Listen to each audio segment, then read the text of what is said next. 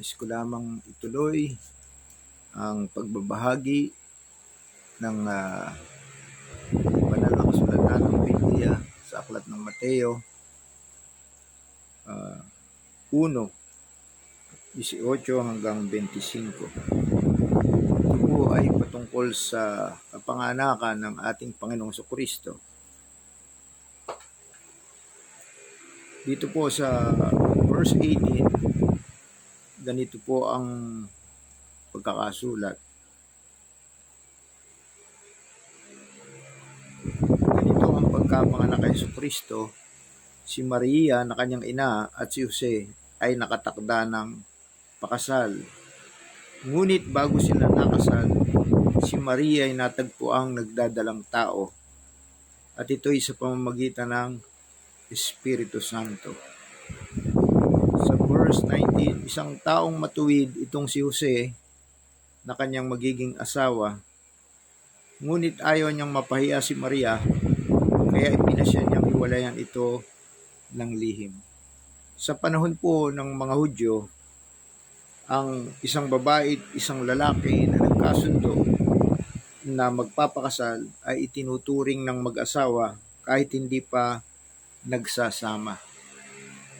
At ang kanila pong tawag sa isang babae at lalaki na nakatakda ng ikasal ay betrothal.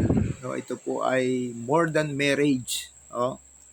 At ang sino mang magtaksil, ang parusa po ng mga Hudyo ay stoned to death o babatuhin hanggang mamatay.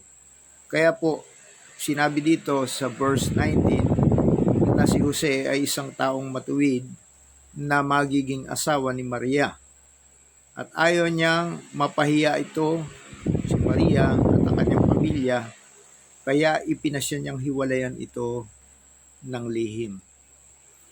Subalit, habang iniisip ni Jose ito, napakita sa kanya sa panaginip ang isang anghel ng Panginoon. Sabi nito sa kanya, Jose, anak ni David, huwag kang matakot na tuluyang pakasalan si Maria, sapagkat siya ay naglihi sa pamamagitan ng Espiritu Santo. So, sa makatwid, habang si Jose ay nag-iisip na hihiwalayan niya ng lihim si Maria dahil ayaw niya itong mapahiya, ay siya po ay nakatulog at napakita sa kanya sa panaginip ang isang anghel ng Panginoon.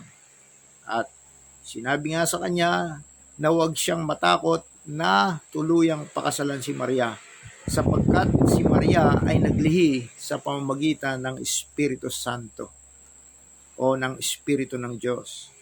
At sabi pa ng anghel, manganganak siya ng isang lalaki at ito'y panganganlan mong Jesus o bibigyan mo ng pangalang Jesus, sapagkat siya ang magliligtas sa kanyang bayan sa kanilang mga kasalanan. So, si Jesus po yung Savior, no? Siya yung tagapagligtas ng bayang Israel, ano po? Sa kanilang mga kasalanan. Nangyari ang lahat ng ito upang matupad ang sinabi ng Panginoon sa pamamagitan ng propeta. Ano po, sa verse 22, ibig sabihin, hindi pa pinapanganak ang ating Panginoong Jesucristo, ito ay inihula na ng mga propeta. No? Ito po ay nakasulat sa aklat ni Propeta Isaiah, chapter 7, verse 14. Sabi po dito, kaya nga't ang Panginoon na rin ang magbibigay ng palatandaan, maglilihi ang isang dalaga at manganganak ng lalaki, at ito'y tatawaging Emmanuel, na ang ibig sabihin, ang Diyos ay sumasa atin. Emmanuel, God is with us. Ano po? Ganon din dito ang pagkasulat. Sabi dito, nung anghel, maglilihi ang isang dalaga at manganganak ng isang lalaki at tatawagin itong Emmanuel, ang kahulugay kasama natin ang Diyos. At nang magising si Jose, sinunod niya ang utos ng anghel ng Panginoon.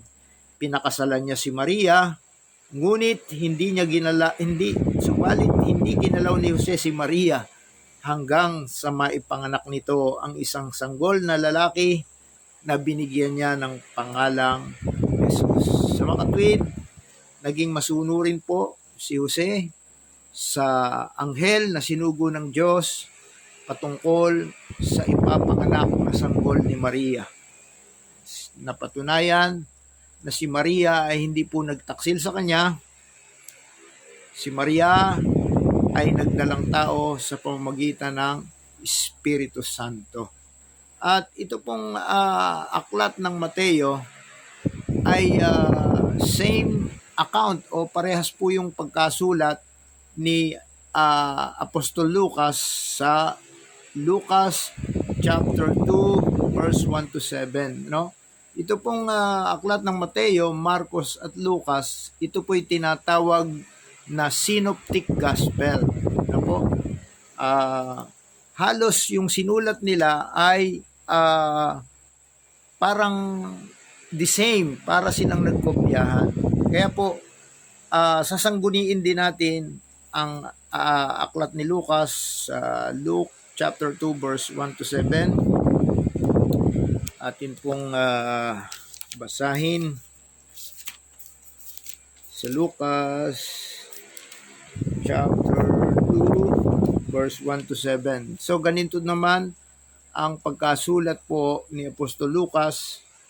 Nang panahong yaon, sa chapter 2 ng verse 1, nang panahong yaon, iniutos ng Emperador Augusto na magpatala ang lahat ng nasasakupan ng imperyo ng Roma. Ang unang pagpapatalang ito'y ginawa ng si Cireneo, ang gobernador ng Syria, kaya't umuwi ang bawat isa sa sariling bayan upang magpatala. Mula sa Nazaret, Galilea, si Jose pumunta sa Bethlehem, Judea, ang bayang sinilangan ni Haring David, sapagkat siya'y mula sa angkan at lahi ni David. Si Jose po na mapapangasawa ni Maria ay mula sa Bethlehem ng Judea, kung saan ipinanganak si Haring David. Yun din yung bayan ni Jose na mapapangasawa ni Maria na naging ina ng ating Panginoong Jesucristo. Kasama ng kanyang magiging asawa na nooy kasama niyang umuwi upang magpatala rin si Maria na kanyang magiging asawa na nooy kagampan. Ibig sabihin, kabuwanan na po, no? Yung ipinagbubuntis ng ni Mary, ano? Samantalang naroroon sila, dumating ang oras ng panganganak ni Maria at isinilang niya ang kanyang panganay at ito'y lalaki. Binalot niya ng lampin ang sanggol at inihaga sa isang sabsaban sapagkat wala ng lugar pa sa kanila sa bahay panuluyan. Ano po? So ito naman yung sulat o salaysay o istorya ni Apostol Lucas patungkol sa pagkapanganak sa ating Panginoong Jesucristo. Magandang gabi po at hanggang dito na lang. Pagpalain tayo ng Diyos na